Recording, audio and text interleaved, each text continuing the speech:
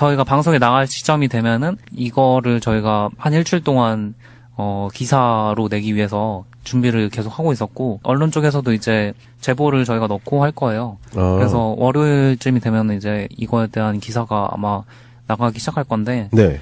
저도 사실 그날 받았던 충격 중에 가장 큰 충격이에요. 그래요? 네. 왜냐면은 지금 현재 저희가 굉장히 성공했다고 느끼는 자부하고 있는 것 중에 하나가 이제 최순실하고 박근혜를 감옥에다 넣은 거잖아요. 그죠. 근데 그 두 사람이 다음 대통령이라는 그 노른자 땅에다가 알박기를 시전했다는 그런 정황적인 증거를 엿볼 수 있는 대목입니다. 잠깐. 그럼 만약에 대선이 12월에 정상적으로 진행이 됐다면 문제가 될 수 있을 만한 정황을 포착했다라는 거네요? 네, 그렇죠.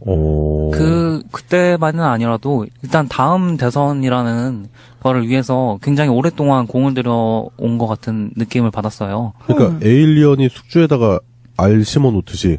네. 왜 그런지는 들어보시면 아시겠지만, 네, 이제, 다시 한번 그때 정황을 설명을 드리면, 네. 그 투표지 분류기 있잖아요. 네. 투표지 분류기가 정확하게 뭔지도 모르시는 분들이 있는데, 여러분이 투표하시는 소중한 한 표를 사실은 개표장으로 이송이 돼서, 네. 그걸 개표를 실제로 시작할 때, 맨 처음 단계가 이제 함을 여는 거고, 함을 연 바로 다음이 기계를 먼저 돌려요.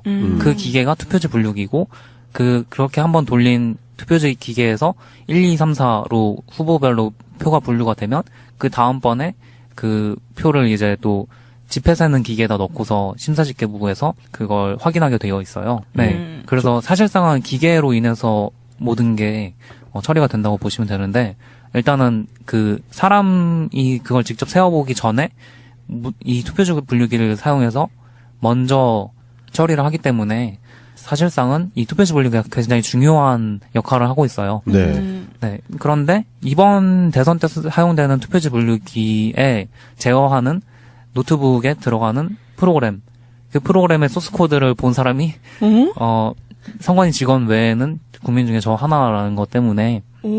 그래요? 네. 때문에 제가 이거를 이제 저만 이제 알고 있었던 사실이고, 일주일 동안에. 그러면은 소유 방송이 단독이야? 예, 약간 그런 느낌이죠. 제일 처음 이제 공적으로 나가게 되는. 잠깐, 나 엄청 부담스러워. 청심환 좀 사올래? 심장 떨려, 심장. 일단 들어볼게요. 무슨 내용인지. 네. 네. 일단 투표지 분류기라는 게 분류를 하는 거잖아요. 그렇죠. 네. 그렇기 때문에 1번 표에는 몇 장이 같고 2번 표에는 몇 장이 같고 그런 것들을 결과를 내고 표를 실제로 그 함에다가 넣는 일을 한단 말이죠. 그런데 노트북이 그걸 하는 동안에 그 결과들을 결국에는 이제 저장을 하게 되어 있을 거 아니에요? 네네. 근데 그 결과를 저장할 때 얘는 이제 네트워크가 연결되어 있지 않다고 선관위가 계속 주장을 하고 있고, 실제로도 이제 네트워크를 통해서 그 결과를 보내지는 않아요. 대신에 노트북에 있는 하드디스크가 있을 거 아니에요? 네. SSD나 하드디스크가 있을 건데, 거기 안에다가 이제 파일을 하나 생성을 해요. 그래서 투표지 분류기 프로그램이 돌아가는 그 폴더 안에다가 DB라는 폴더를 만들고 그 안에다가 데이터베이스 파일을 하나를 만들어요. 그래서 로컬 데이터베이스, 온라인 데이터베이스가 아닌 로컬 데이터베이스를 생성을 하고 거기에다가 결과값을 저장하게 되어 있어요. 그런데 문제는 뭐냐면요. 그 로컬 데이터베이스를 생성할 때 사실 모든 데이터베이스는 이제 주로 대부분의 데이터베이스 형식들은 암호를 이제 가지고 있게 만들어져요. 네. 그래서 데이터베이스 파일에 접근할 때 암호가 있어야지만 걔를 열어볼 수 있게 되어 있거든요.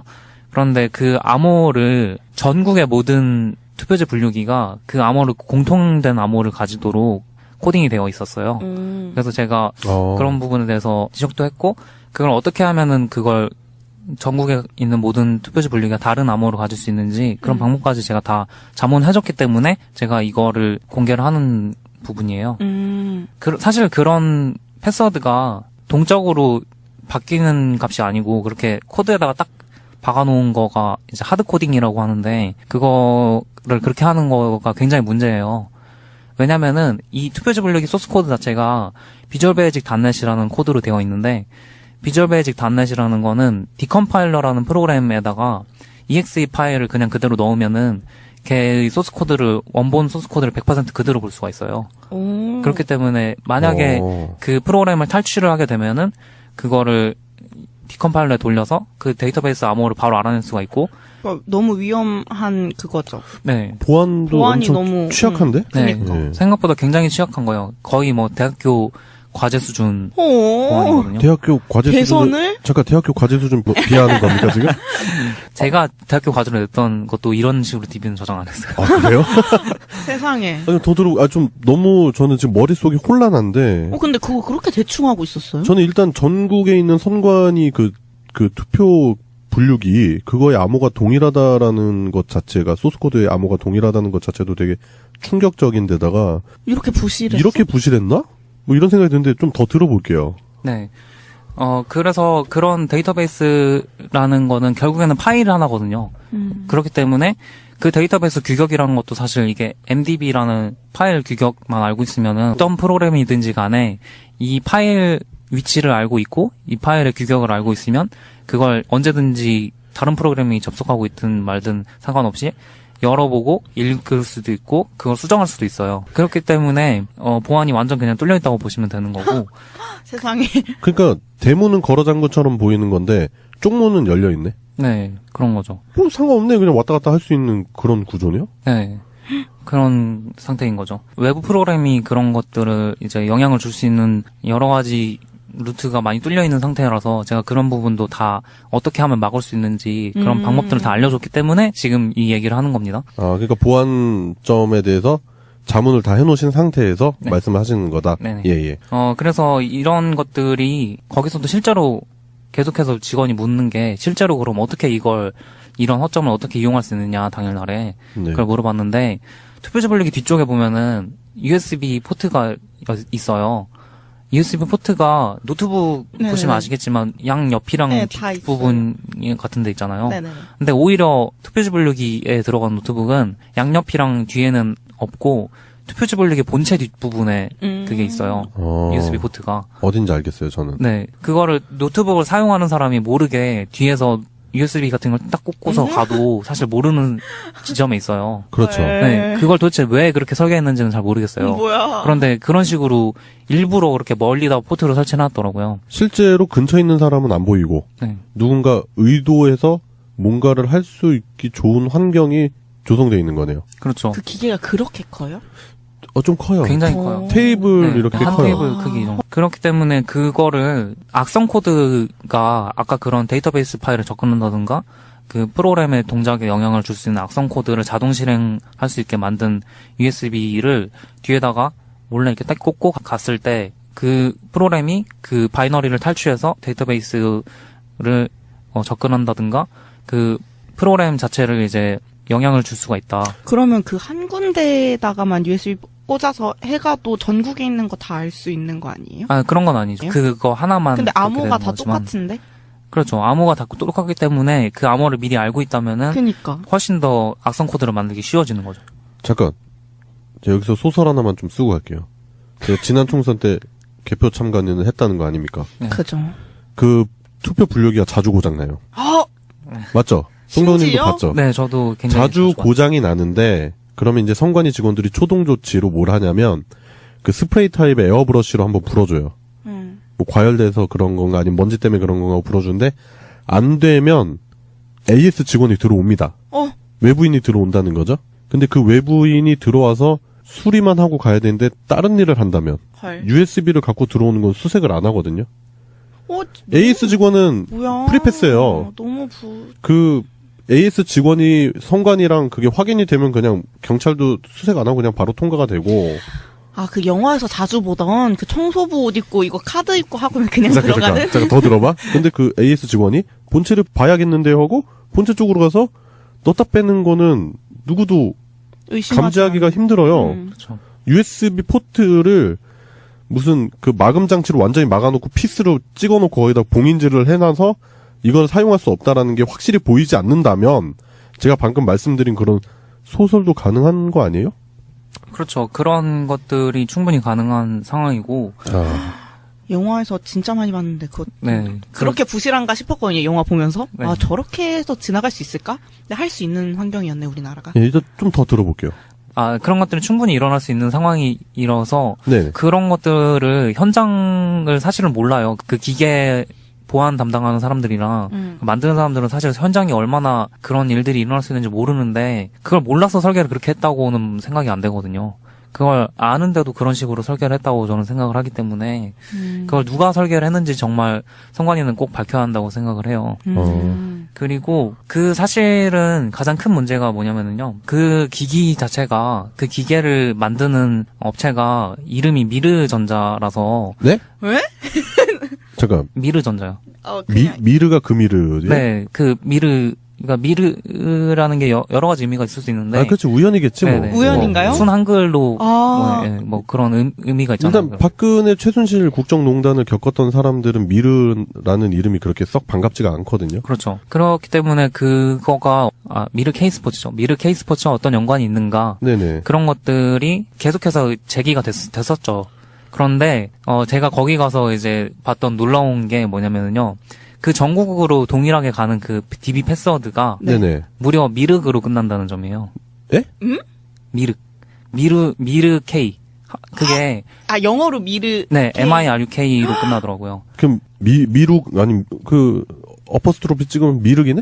네, 그냥 구글 검색해 보시면 미륵 있잖아요. 그 우리가 흔히 얘기하는 그 불교에 있는 그 미륵, 그 사람의 영어 단어가 이제 MIRUK 미륵이고 그거를 실제로 이제 사람들이 계속해서 의문을 던졌던 게 원래 채태민을 미륵으로 생각을 하는 그 종교파이기 때문에 미르랑 K로 나눠서 미르라는 회사를 만들고 K스포츠라는 회사를 만들었다. 그런 제기가 많이 됐었는데 이거를 소스코드를 딱 보는 순간에 헐. 이거 정말 그 회사랑 연관이 있는 회사네. 뭐야?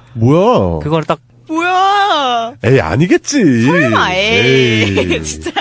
그렇죠. 근데 무리하게 그런 동일한 패스워드를 전국에 동일하게 사용하도록 만들었다는 것도 의문인데. 좀 심각한데요, 그럼. 네. 패스워드 누가 만든 건지. 누가 만들었는지가 네. 큰 의도로 만들었을까라는 생각이 들 수밖에 없는데요? 그렇죠. 그 데이터베이스 패스워드를 누가 만들었는지, 누가 결정했는지, 그거에 대해서 선관위가 답변을 내놓아야 할 것이고요. 네, 답변 내놔야겠네요. 당연하죠. 네. 왜냐면은 그 미륵, 이 최순실 박근혜 국정농단 이후로 미르 K, 미륵 이런 부분에 대해서 시민분들이 경기를 일으킵니다. 네. 그런데 무려 5월 9일 대선이 코앞인데 거기에 써야 되는 소스 코드의 암호 일부가 미륵이라고요. 네. 아니 무슨. 야, 이거 그게 그렇게 흔한 단어가 아니잖아요. 그 송병호님 그거 보셨을 때 완전히 예, 저는 소름이 막 끼쳐가지고. 그러니까 나도 저도 소름 지금 끼쳐. 지금 완전 소름 끼쳐 말도 안 돼. 있어요. 녹음하는데 막 지금 막 등골이 막 지금 날씨가 그렇게 안 더운데 막 땀이 차네 자꾸. 그때 그걸 제가 발견했을 때가 저녁 6시 이럴 때였는데 그때 당시에는 보안자문회의에 참석했던 모든 사람이 다 가버린 상황이었어요. 그래서 저만 사실은 거기 남아있는 유일한 사람이었고. 아니 왜 송병호님 남았어요? 다른 직원들만 있었던 거예요. 그거 관련된 사람들만 보안 담당 선관위 직원하고 그 기계 프로그램을 만든 회사 사장하고 그 프로그래머 한 명, 이렇게 3명이 저를 계속해서 제가 소스코드 보는 저를 계속해서 감시하는 사람 3명이 붙어 있었고 그런 시점에서 제가 이제 그걸 발견했기 때문에 그날 자문회의에 참석했던 다른 국회의원이라든가 그 다른 시민단체 의원들은 그런 사실에 대해서 사실 모르고 간 상황이었고. 그러니까 송병호님 그날 남아 있었던 이유가 그거를 끝까지 뭔지를 볼 권리가 있으니까 네네. 그걸 다 확인을 하고 가려고 했었던 네. 거고 그런 상황에서 나머지 같이 참가했던 분들은 별 의미가 없다고 생각하고 일찍 다 집에 가신 거고. 네. 그런데 송병호님 그걸 확인하려고 하니까 그 주변에 그 선관위 직원들이 자리를 뜨지 못하고 있었던 상황이네요. 네. 그것도 직원들은 서가지고 3명이서 뒤에서 서가지고 제 바로 뒤에서 이제 계속 저를 보고 있는 거예요. 얘가 뭐 보고 얘가 네. 이거 볼까 말까 하면서 완전히 그거지. 그 엄마가 갑자기 내 책상에 와. 너 일어나. 그러면서 책상 좀 한번 봐야겠다 이러는데 짱 박아놓은 성적표가 있네? 그래서 저 걸리면 안 되는데 그런 느낌? 네. 약간 그런 상황이었고 그래서 제가 그거에 대해서 미륵을 누가 정했느냐 네. 그거에 대해서 이제 누가 정하셨는지는 모르겠는데 이런 식으로 암묵적으로 질문 던졌는데 그거 관련해서는 셋 다 아무런 대답조차 안 하고 그냥 무건을 하셨어요. 그래서 네, 댓글을 아예 안 하셨어요. 그리고 뭐야? 그 보안 담당 직원은 네. 그거에 대해서 그게 뭐 문제가 되느냐 하는 식으로 다른 걸로 자꾸 제 관심을 자꾸 끄는 것만 집중을 하시고 그거에 대한 정확한 답을 안 주고 그냥 넘어가 버렸어요. 제가 그때 당시 그분들이 허둥지둥하면서 다른 걸로 제 관심을 돌리기 위한 주제를 매우 적극적으로 환기시키는 걸 제가 녹음을 다 해놨기 때문에 그런 것들에 대해서 그분들이 전혀 반박을 하실 수가 없는 상황이고요. 이거 외에도 사실 굉장히 또 커다란 문제점들이 많이 있어요. 보안이 정말 그 중앙선관위 서버 자체도 굉장히 많은 보안적인 허점이 있어서 그런 것들을 저희가 이제 종합해서 월요일에 기자회견을 할 예정이고. 시민의 눈 차원에서 기자회견 하시는 거죠? 네네. 그럼? 네. 모르겠어요. 일단 기자회견이 일파만파 퍼지면 일단 진보 언론에서는 많이 좀 다뤄줄 것 같고 예고편 차원에서도 알아두시면 좋겠다는 생각이 좀 드네요. 근데 무섭다. 나 진짜 너무 실망이야. 내가 그러니까 제가 왜 그 투개표에 대해서 관심을 가졌냐면 예전에 막 그 4.19 때 부정선거 이런 거, 뭐 영화 효자동 이발사 같은 거 보면은 막 갑자기 정전 팍 시켜놓고 표 맞아. 뿌려버리고 다시 불 켜놓고 막 그런 진짜 블랙 코미디잖아요. 우리가 봤을 때는 막 웃기다. 예전에 저랬었나 보다 했는데 요즘은 없겠지라는 생각을 강하게 갖던 사람이었는데 2012년 대선 때 실제로 낙곰수에서 마지막 방송을 잘 들어보시면 아실 거예요. 거기서 그 김어준 총수랑 주진우 기자가 계속 얘기했던 게 투표에서 이기고 개표에서 집니다. 투표 참관인 하세요. 가서 개표 참관인 하세요 하면서 계속 강조를 했었는데 그때 아니 지금도 그 기계가 닿았는데 그런 문제가 생길 수 있을까라고 했고 그리고 나서 계속 제기됐던 게 지난 18대 대선에 그러니까 선거 개입 뭐 이런 거 막 나왔었잖아요. 그죠. 국정원이나 막 문제 됐었고 그런 부분들 보면서 그 투표랑 개표가 깨끗하지가 않구나. 그리고 실제로 지난 4.13 총선에 시민의 눈으로 활동을 하면서 봤는데 심각하구나. 진짜 투표에서 이기고 개표에서 질 수도 있겠구나라는 생각을 강하게 했거든요. 뭐 물론 그런 거에 관해서 이제 시민의 눈 회원분들이나 아니면 송병훈님이랑도 개인적으로 디스커션 했는데 그런 와중에 들으니까 이거는 진짜 간담이 서늘해지네요. 진짜 무섭네. 진짜 소름 돋아요. 이건 야당 측뿐만 아니라 지금 모든 후보들 정당에서 이건 좀 강하게 문제 제기해야 되는 부분 아닌가요? 네, 지금 그렇지 않아도 저희가 이런 부분에 대해서 지금 다른 지역에서도 사실 그 제보들이 있었어요. 사실 굉장히 교묘한 방법이잖아요. 그렇죠. 교묘한 방법으로 대선에 개입을 할 거다라는 것들이 주요 정당으로 제보가 간 게 있어서 저희도 그런 것들에 같이 동참을 해서 이런 것들을 문제 제기를 할 예정이고요. 지금 당장 제가 이제 그런 것들에 이제 미팅이 잡혀 있어가지고 네, 오늘 중으로 이제 막 처리해야 되고 막 그런 상황들이라 저도 아직 정확하게 결정된 건 없지만은 분명히 이슈화를 시키고 저희가 이걸 선관위에서 안 쓰게 하는 거죠. 사실은 그런 문제가 굉장히 많은 상태의 투표지 분류기를 사용하지 못하도록 하는 것에 지금 중점을 맞추고 있고 이번에 더 플랜 영화도 개봉을 했지만 제가 거기 출연을 했기 때문에 사실 또 말하는 게 좀 그렇긴 하지만은 스포는 하지 말고 그런 것도 거기에 사실 집중을 하고 있는 거거든요. 투표지 분류기가 굉장히 허점이 많고 그것들을 중앙에서 굉장히 손쉽게 조작을 할 수 있는 모든 틀을 마련하고 있다. 그런 것 때문에 지난 총선에도 봤는데 너무 비효율적이에요. 지금 현재 투표 개표 진행 과정이 투표소에 이제 투표 참관인이 들어가죠. 그럼 투표를 하잖아요. 그럼 거기서 바로 까서 그 투표 참관인이 개표 참관인이 돼가지고 개표하면 됩니다. 그러니까. 투표 진행 요원이 개표 진행 요원이 돼서 하면은 비용을 더블로 들일 필요가 없다니까요. 비용 절감이 어마어마하게 줄죠. 그리고 그 투표함 이송하려는 거 다 돈이잖아요. 다 유류 때 써야 되잖아요. 차 불러야 되죠. 사람 있어야 되죠. 그 인건비 다 줄일 수 있어요. 그리고 또 체육관 같은 거 임대해야죠. 그런 거 없어도 돼요. 큰 공간이 필요하지 않고 현장에서 바로 거기서 수개표로 집계를 해가지고 넘겨주고 계속 카운트해서 더 하면 되는 거잖아. 그 선진국은 다 그렇게 하는데 왜 우리나라만 그런 문제가 많은 투표 분류기를 써야 되고 제가 실제로 현장에서 봤지만 고장이 엄청나. 뭐 이딴 기계가 다 있나 싶을 정도로 고장이 많이 나더라고. 그러니까. 이거 왜 이래요? 그러니까 고장 났어요? 그거 어떻게 고쳐요? AS 기사 들어와야 된대.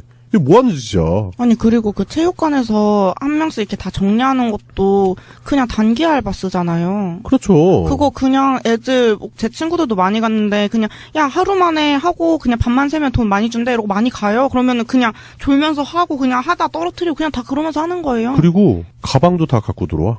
그니까, 아니, 그냥 전혀 아무런 그게 없다니까. 애들이 그냥, 야, 나 지금 그거 하고 있는데 그냥 졸리고 힘들어. 다들 대충 해. 막. 여러모로 좀 문제가 많은 그 투표 체계요. 제가 봤을 땐 선거 체제에서 특히 투표 개표 과정이 문제가 많다라는 생각이 소름 끼친다 진짜. 저도 사실은 그거 참석하기 전까지는 그렇게까지 부정선거가 개입될 수 있다고 생각을 안 했는데 그날을 계기로 생각이 저도 변했어요. 제가 시민의 눈 활동을 하고 있지만은 그날을 계기로 해서 더 시민의 눈에 매진하게 되는 저 막 미쳐갖고 막 야근도 하고 막 요즘 그래도 건강은 좀 살피면서 하세요. 지금 혈색이 많이 좀 안 좋은 상황이시고 일단은 뭐 너무 큰 뉴스, 너무 충격적인 좀 얘기였었던 것 같고 이 부분에 대해서 좀 대책 마련이 그리고 개선이 엄청 시급하다. 지금 대선이 한 달도 안 남았습니다.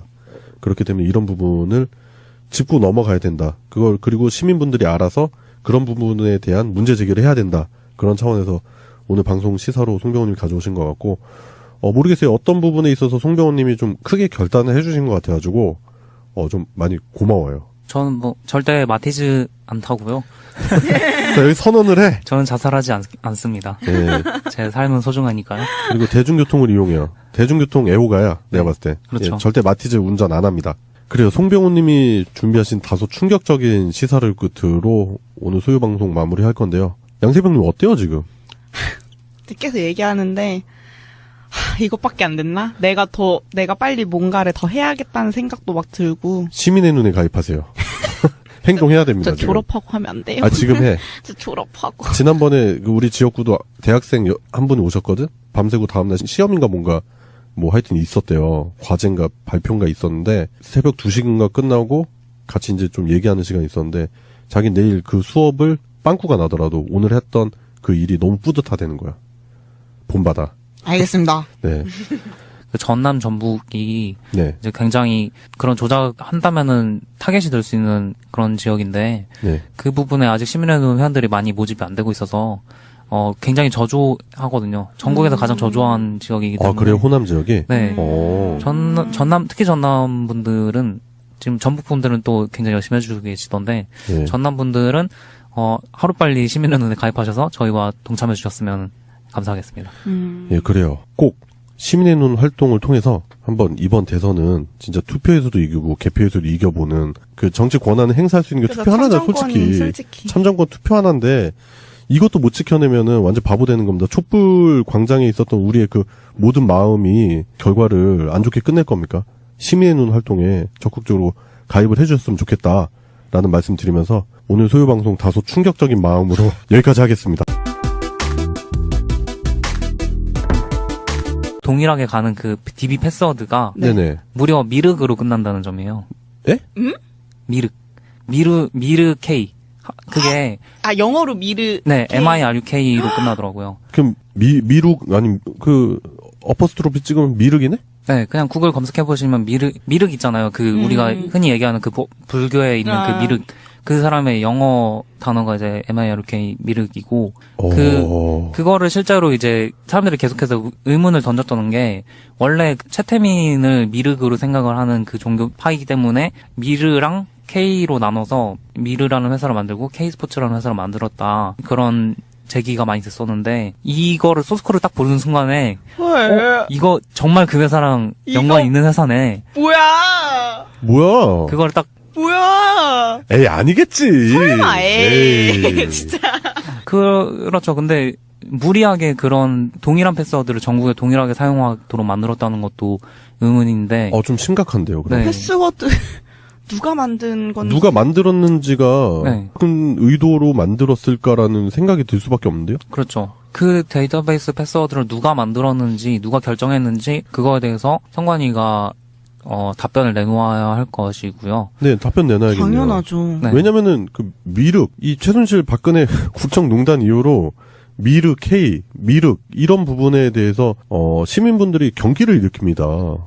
그런데 무려 5월 9일 대선이 코앞인데 거기에 써야 되는 소스 코드의 암호 일부가 미륵이라고요. 네. 아니 무슨 야, 이거 그게 그렇게 흔한 단어가 아니잖아요. 그 송병호님 그거 보셨을 때 완전히 아, 예. 저는 소름이 막 끼쳐가지고. 그러니까 나도 저도 지금 끼쳐. 나 지금 완전 소름 끼쳐 말도 안 돼. 있어요. 녹음하는데 막 지금 막 등골이 막 지금 날씨가 그렇게 안 더운데 막 땀이 차네 자꾸. 그때 그걸 제가 발견했을 때가 저녁 6시 이럴 때였는데 그때 당시에는 보안자문회의에 참석했던 모든 사람이 다 가버린 상황이었어요. 그래서 저만 사실은 거기 남아있는 유일한 사람이었고. 아니 왜 송병호님은 남았어요? 다른 직원들만 있었던 거예요. 그거 관련된 사람들만 보안 담당 선관위 직원하고 그 기계 프로그램을 만든 회사 사장하고 그 프로그래머 한 명, 이렇게 3명이 저를 계속해서 제가 소스코드 보는 저를 계속해서 감시하는 사람 3명이 붙어 있었고 그런 시점에서 제가 이제 그걸 발견했기 때문에 그날 자문회의에 참석했던 다른 국회의원이라든가 그 다른 시민단체 의원들은 그런 사실에 대해서 사실 모르고 간 상황이었고. 그러니까 송병호님 그날 남아 있었던 이유가 그거를 끝까지 뭔지를 볼 권리가 있으니까 네네. 그걸 다 확인을 하고 가려고 했었던 네. 거고 그런 상황에서 나머지 같이 참가했던 분들은 별 의미가 없다고 생각하고 일찍 다 집에 가신 거고. 네. 그런데 송병호님 그걸 확인하려고 하니까 그 주변에 그 선관위 직원들이 자리를 뜨지 못하고 있었던 상황이네요. 네. 그것도 직원들은 서가지고 3명이서 뒤에서 서가지고 제 바로 뒤에서 이제 계속 저를 보고 있는 거예요. 아, 얘가 뭐 보고 얘가 네. 이거 볼까 말까 하면서 완전히 그거지. 그 엄마가 갑자기 내 책상에 와. 너 일어나. 그러면서 책상 좀 한번 봐야겠다 이러는데 짱박아 놓은 성적표가 있네? 그래서 저 걸리면 안 되는데 그런 느낌? 네. 약간 그런 상황이었고 그래서 제가 그거에 대해서 미륵을 누가 정했느냐 네. 그거에 대해서 이제 누가 정하셨는지는 모르겠는데 이런 식으로 암묵적으로 질문 던졌는데 그거 관련해서는 셋 다 아무런 대답조차 안 하고 그냥 무건을 하셨어요. 그래서 그런데 문제는 뭐냐면은요. 그 로컬 데이터베이스를 생성할 때 사실 모든 데이터베이스는 이제 주로 대부분의 데이터베이스 형식들은 암호를 이제 가지고 있게 만들어져요. 네. 그래서 데이터베이스 파일에 접근할 때 암호가 있어야지만 걔를 열어볼 수 있게 되어 있거든요. 그런데 그 암호를 전국의 모든 투표지 분류기가 그 암호를 공통된 암호를 가지도록 코딩이 되어 있었어요. 그래서 제가 그런 부분에 대해서 지적도 했고 그걸 어떻게 하면은 그걸 전국에 있는 모든 투표지 분류기가 다른 암호를 가질 수 있는지 그런 방법까지 제가 다 자문해줬기 때문에 제가 이거를 공개를 하는 부분이에요. 사실 그런 패스워드가 동적으로 바뀌는 값이 아니고 그렇게 코드에다가 딱 박아놓은 거가 이제 하드 코딩이라고 하는데 그거를 그렇게 하는 거가 굉장히 문제예요. 왜냐면은 이 투표지 분류기 소스 코드 자체가 비주얼 베이직 닷넷이라는 코드로 되어 있는데 비주얼 베이직 닷넷이라는 거는 디컴파일러라는 프로그램에다가 exe 파일을 그냥 그대로 넣으면은 걔의 소스 코드를 원본 소스 코드를 100% 그대로 볼 수가 있어요. 그렇기 때문에 만약에 그 프로그램을 탈취를 하게 되면은 그거를 디컴파일러에 돌려서 그 데이터베이스 암호를 바로 알아낼 수가 있고 그러니까 너무 위험한 그거죠. 네. 보안도 보안이 엄청 너무 취약한데? 네. 네. 생각보다 굉장히 취약한 거예요. 거의 뭐 대학교 과제 수준 어. 보안이거든요. 대학교 과제 수준을 개선을? 잠깐 대학교 과제 수준 비하하는 겁니까 지금? 제가 대학교 과제를 냈던 것도 이런 식으로 DB는 저장 안 했어요. 아 그래요? 세상에. 아니 좀 너무 저는 지금 머릿속이 혼란한데 근데 그거 그렇게 대충 하고 있었어요? 저는 일단 전국에 있는 선관위 그 투표 분류기 그거의 암호가 동일하다라는 것 자체가 소스코드의 암호가 동일하다는 것 자체도 되게 충격적인데다가 이렇게 부실했어? 이렇게 부실했나? 뭐 이런 생각이 드는데 좀 더 들어볼게요. 네. 그래서 그런 데이터베이스라는 거는 결국에는 파일 하나거든요. 그렇기 때문에 그 데이터베이스 규격이라는 것도 사실 이게 MDB라는 파일 규격만 알고 있으면은 어떤 프로그램이든지 간에 이 파일 위치를 알고 있고 이 파일의 규격을 알고 있으면 그걸 언제든지 다른 프로그램이 접속하고 있든 말든 상관없이 열어보고 읽을 수도 있고 그걸 수정할 수도 있어요. 그렇기 때문에 보안이 완전 그냥 뚫려 있다고 보시면 되는 거고. 세상에. 그러니까 대문은 걸어 잠근처럼 보이는 건데 쪽문은 열려 있네. 네, 그런 거죠. 뭐 상관없네. 그냥 왔다 갔다 할 수 있는 그런 구조네요. 네. 그런 상태인 거죠. 외부 프로그램이 그런 것들을 이제 영향을 줄 수 있는 여러 가지 루트가 많이 뚫려 있는 상태라서 제가 그런 부분도 다 어떻게 하면 막을 수 있는지 그런 방법들을 다 알려줬기 때문에 지금 이 얘기를 하는 겁니다. 아, 그러니까 보안점에 대해서 자문을 다 해놓으신 상태에서 네. 말씀을 하시는 거다. 네네. 예. 그래서 이런 것들이 거기서도 실제로 계속해서 직원이 묻는 게 실제로 그럼 어떻게 이런 허점을 어떻게 이용할 수 있느냐 당일날에 네. 그걸 물어봤는데 투표지 분류기 뒤쪽에 보면은 USB 포트가 있어요. USB 포트가 노트북 네네네. 보시면 아시겠지만 양옆이랑 네, 다 뒷부분 같은 데 있잖아요. 네네. 근데 오히려 투표지 분류기에 들어간 노트북은 양옆이랑 뒤에는 없고 투표지 분류기 본체 뒷부분에 그게 있어요. USB 포트가. 어딘지 알겠어요, 저는. 네. 그거를 노트북을 사용하는 사람이 모르게 뒤에서 USB 같은 걸 딱 꽂고서 가도 사실 모르는 지점에 있어요. 그렇죠. 네. 네. 저희가 방송에 나갈 시점이 되면은 이거를 저희가 한 일주일 동안 기사로 내기 위해서 준비를 계속 하고 있었고 언론 쪽에서도 이제 제보를 저희가 넣고 할 거예요. 그래서 월요일쯤이 되면 이제 이거에 대한 기사가 아마 나가기 시작할 건데 네. 저도 사실 그날 받았던 충격 중에 가장 큰 충격이에요. 그래요? 네. 왜냐면은 지금 현재 저희가 굉장히 성공했다고 느끼는 자부하고 있는 것 중에 하나가 이제 최순실하고 박근혜를 감옥에다 넣은 거잖아요. 그죠. 근데 그 두 사람이 다음 대통령이라는 그 노른자 땅에다가 알박기를 시전했다는 그런 정황적인 증거를 엿볼 수 있는 대목입니다. 잠깐. 그럼 만약에 대선이 12월에 정상적으로 진행이 됐다면 문제가 될 수 있을 만한 정황을 포착했다라는 거네요? 네, 그렇죠. 그때만은 아니라도 일단 다음 대선이라는 거를 위해서 굉장히 오랫동안 공을 들여온 것 같은 느낌을 받았어요. 그러니까 에일리언이 숙주에다가 알 심어놓듯이. 네. 왜 그런지는 들어보시면 아시겠지만, 네. 이제, 다시 한번 그때 정황을 설명을 드리면, 네네. 그 투표지 분류기 있잖아요. 네. 투표지 분류기가 정확하게 뭔지도 모르시는 분들이 있는데, 여러분이 투표하시는 소중한 한 표를 사실은 개표장으로 이송이 돼서, 네. 그걸 개표를 실제로 시작할 때, 맨 처음 단계가 이제 함을 여는 거고, 함을 연 바로 다음이 기계를 먼저 돌려요. 그 기계가 투표지 분류기고, 그렇게 한번 돌린 투표지 기계에서 1, 2, 3, 4로 후보별로 표가 분류가 되면 그 다음번에 그 표를 이제 또 집회 세는 기계에다 넣고서 심사집계부에서 그걸 확인하게 되어 있어요. 네. 그래서 사실상은 기계로 인해서 모든 게 처리가 된다고 보시면 되는데 일단은 사람이 그걸 직접 세워보기 전에 이 투표지 분류기를 사용해서 먼저 처리를 하기 때문에 사실상은 이 투표지 분류기가 굉장히 중요한 역할을 하고 있어요. 네. 네. 그런데 이번 대선 때 사용되는 투표지 분류기에 제어하는 노트북에 들어가는 프로그램, 그 프로그램의 소스 코드를 본 사람이 선관위 직원 외에는 국민 중에 저 하나라는 것 때문에 그래요? 네. 때문에 제가 이거를 이제 저만 이제 알고 있었던 사실이고 일주일 동안에 그러면은 소유 방송이 단독이야?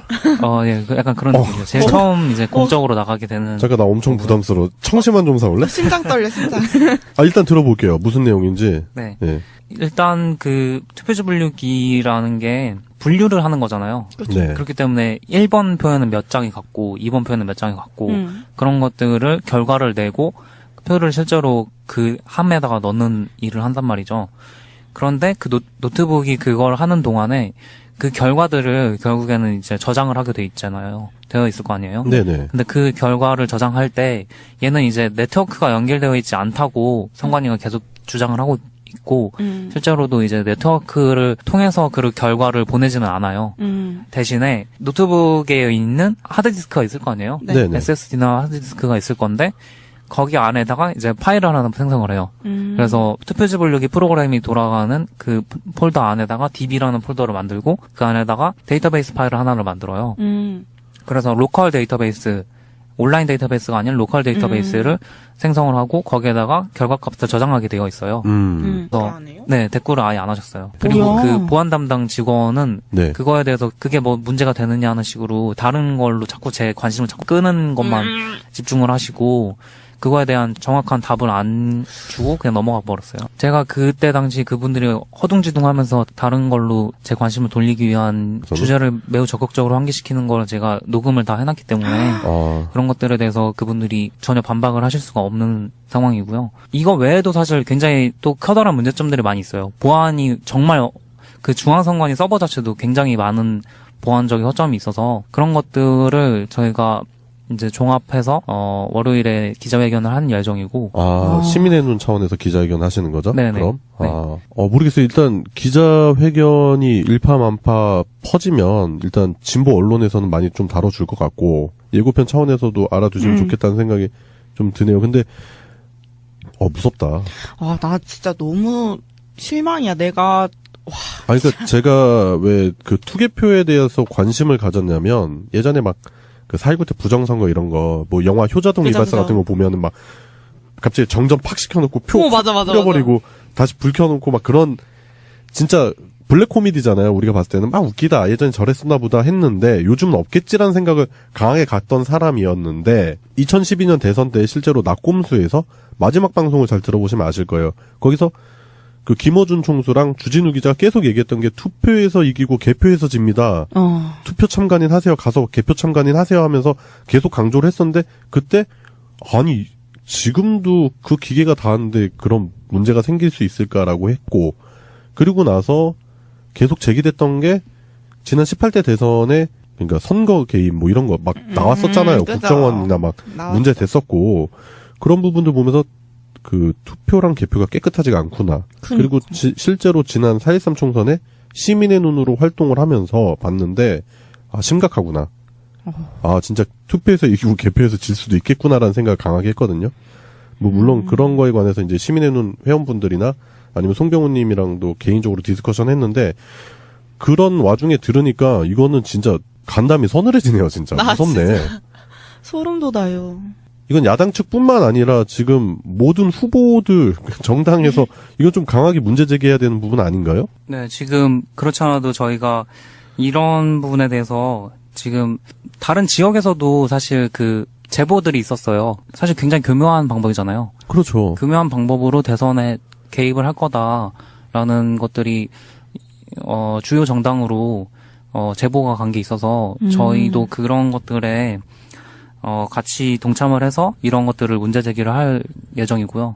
지금 당장 제가 이제 그런 것들에 이제 미팅이 잡혀 있어가지고 네, 오늘 중으로 이제 막 처리해야 되고 막 그런 상황들이라 저도 아직 정확하게 결정된 건 없지만은 분명히 이슈화를 시키고 저희가 이걸 선관위에서 안 쓰게 하는 거죠. 사실은 그런 문제가 굉장히 많은 상태의 투표지 분류기를 사용하지 못하도록 하는 것에 지금 중점을 맞추고 있고 이번에 더 플랜 영화도 개봉을 했지만 제가 거기 출연을 했기 때문에 사실 또 말하는 게 좀 그렇긴 하지만은 스포는 하지 말고 그런 것도 거기에 사실 집중을 하고 있는 거거든요. 투표지 분류기가 굉장히 허점이 많고 그것들을 중앙에서 굉장히 그걸 도대체 왜 그렇게 설계했는지는 잘 모르겠어요. 그런데 그런 식으로 일부러 그렇게 멀리다 포트를 설치해놨더라고요. 실제로 근처에 있는 사람은 안 보이고 누군가 의도해서 뭔가를 할 수 있기 좋은 환경이 조성되어 있는 거네요. 그렇죠. 그 기계가 그렇게 커요?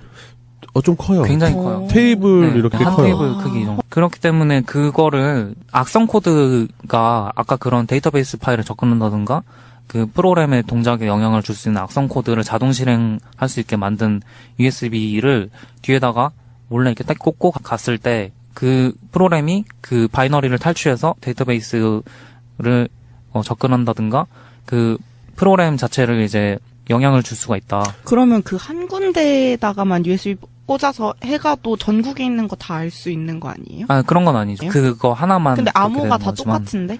그렇죠. 암호가 다 똑같기 때문에 그 암호를 미리 알고 있다면은 그러니까. 훨씬 더 악성 코드를 만들기 쉬워지는 거죠. 잠깐. 제가 여기서 소설 하나만 좀 쓰고 갈게요. 제가 지난 총선 때 개표 참관인을 했다는 거 아닙니까? 그죠. 그 투표 분류기가 자주 고장나요. 맞죠? 송도님도 봤죠? 네, 저도 굉장히 자주 고장이 나는데 그러면 이제 선관위 직원들이 초동 조치로 뭘 하냐면 그 스프레이 타입의 에어브러쉬로 한번 불어줘요. 뭐 과열돼서 그런 건가 아니면 먼지 때문에 그런 건가 불어주는데 안 되면 AS 직원이 들어옵니다. 외부인이 들어온다는 거죠. 근데 그 외부인이 들어와서 수리만 하고 가야 되는데 다른 일을 한다면 USB를 갖고 들어오는 건 수색을 안 하거든요. AS 직원은 프리패스예요. 너무 그 AS 직원이 선관이랑 그게 확인이 되면 그냥 경찰도 수색 안 하고 그냥 바로 통과가 되고. 그 영화에서 자주 보던 그 청소부 옷 입고 이거 카드 입고 하고 그냥 들어가는? 잠깐 더 들어봐. 근데 그 AS 직원이 본체를 봐야겠는데요 하고 본체 쪽으로 가서 넣다 빼는 거는 누구도 의심하지 감지하기가 않아. 힘들어요. 그렇죠. USB 포트를 무슨 그 마금 장치로 완전히 막아놓고 피스로 찍어놓고 거기다 봉인질을 해놔서 이걸 사용할 수 없다라는 게 확실히 보이지 않는다면 제가 방금 말씀드린 그런 소설도 가능한 거 아니에요? 그렇죠. 그런 것들이 충분히 가능한 상황이고, 영화에서 진짜 많이 봤는데 네. 그렇게 부실한가 싶었거든요. 영화 보면서. 네. 아, 저렇게 해서 지나갈 수 있을까? 근데 할 수 있는 환경이었네, 우리나라가. 예, 이제 좀 더 들어볼게요. 그런 것들은 충분히 일어날 수 있는 상황이라서, 네. 그런 것들을 현장을 사실은 몰라요. 그 기계 보안 담당하는 사람들이랑 만드는 사람들은 사실 현장에 얼마나 그런 일들이 일어날 수 있는지 모르는데 그걸 몰라서 설계를 그렇게 했다고는 생각이 안 되거든요. 그걸 아는데도 그런 식으로 설계를 했다고 저는 생각을 하기 때문에 그걸 누가 설계를 했는지 정말 성관이는 꼭 밝혀야 한다고 생각을 해요. 그리고 그 사실은 가장 큰 문제가 뭐냐면은요. 그 기기 자체가 그 기계를 만드는 업체가 이름이 미르전자라서 네? 왜? 잠깐. 미르전자요. 미르가 그 미르지? 네, 그 그러니까 미르라는 게 여러 가지 의미가 있을 수 있는데. 그렇지. 우연이겠지, 뭐. 네네. 우연인가요? 순 한글로 아. 뭐 그런 의미가 있잖아요. 일단 박근혜 최순실 국정농단을 겪었던 사람들은 미르라는 이름이 그렇게 썩 반갑지가 않거든요. 그렇죠. 그렇기 때문에 그거가 미르 K스포츠죠. 미르 K스포츠와 어떤 연관이 있는가? 네네. 그런 것들이 계속해서 제기가 됐었죠. 그런데 제가 거기 가서 이제 봤던 놀라운 게 뭐냐면은요. 그 전국으로